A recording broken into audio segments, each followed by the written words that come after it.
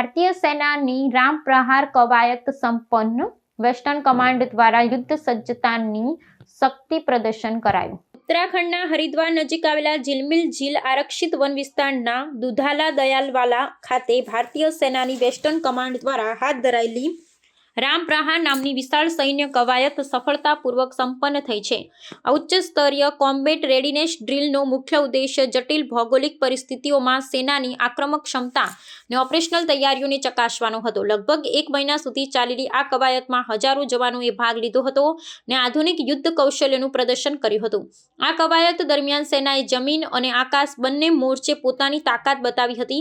મેદાનમાં T-9 ભીષ્મ ટેન્કો અને BMP-2 જેવા સશસ્ત્ર વાહનોની ગર્જના સાથે અપાચે એટેક હેલિકોપ્ટર્સ અને ડ્રોન ટેકનોલોજીના સમન્વયથી દુશ્મનના કાલ્પનિક ઠેકાણાઓને નિસ્તનાબૂદ કરવામાં આવ્યા હતા। વેસ્ટર્ન કમાન્ડના general officer commanding in chief lieutenant general Manoj Kumar કટિયારે અંતિમ તબક્કાનું નિરીક્ષણ કર્યું હતું।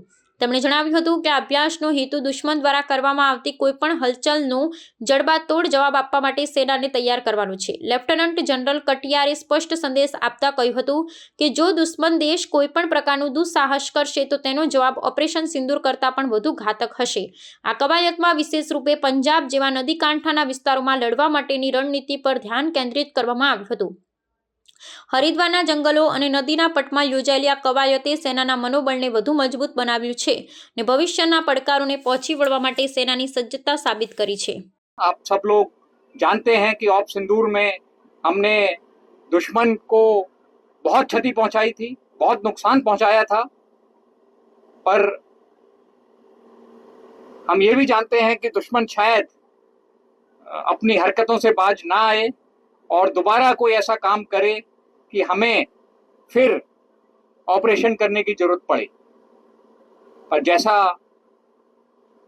हमारी लीडरशिप ने भी कहा है और मैं उसको दोहराना चाहता हूं कि इस बार अगर दुश्मन कोई गलत काम करता है, कोई दुस्साहस करता है, तो उसका जवाब पहले से बहुत ज़्यादा होगा और ये तैयारी उसी के लिए है, उसी जवाब के लिए।